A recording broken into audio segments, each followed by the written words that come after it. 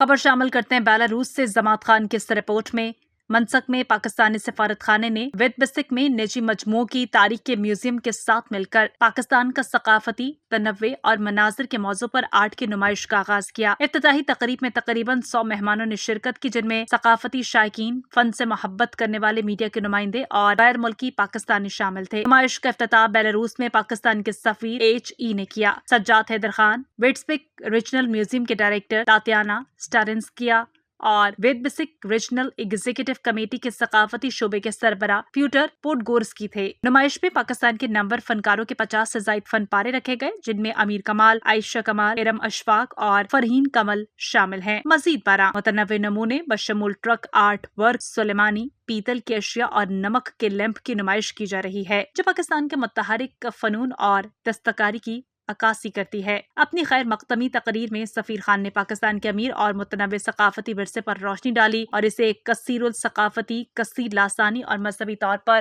متنوع معاشرے کے طور پر پیش کیا۔ انہوں نے پاکستان کا تذکرہ سکھ، بدھ مت اور ہندو برادریوں کے لیے کچھ مقدس ترین مذہبی مقامات کے ساتھ ساتھ متعدد گرجا گھروں، مساجد اور مزارات کے ساتھ کیا، جو بقائے باہمی اور باہمی احترام کے ورثے کی عکاسی کرتے ہیں۔ سفیر نے شمال میں قراقرم اور ہمالیہ کی بلند چوٹیوں سے لے کر جنوب میں بحیرہ عرب کے پرسکون ساحلوں تک پاکستان کے دلکش مناظر کو بھی اجاگر کیا۔ انہوں نے پاکستان کے ان باصلاحیت فنکاروں کا شکریہ ادا کیا، جن کے غیر معمولی فن پارے نمائش میں رکھے گئے ہیں، اور بیلاروسی حکومت کی جانب سے نمائش کے انعقاد میں غیر متزلزل تعاون پر شکریہ ادا کیا۔ ویدبسک کے سالانہ سلاونسکی بازار میں پاکستان کی مسلسل شرکت کا یہ چوتھا سال ہے، جسے ملک کے مشہور ترین تہواروں میں سے ایک سمجھا جاتا ہے۔ یہ نمائش 15 اگست 2024 تک جاری رہے گی۔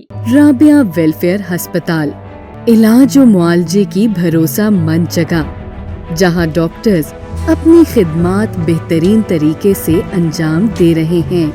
یہاں ہر بیماری کی تشخیص کی جاتی ہے۔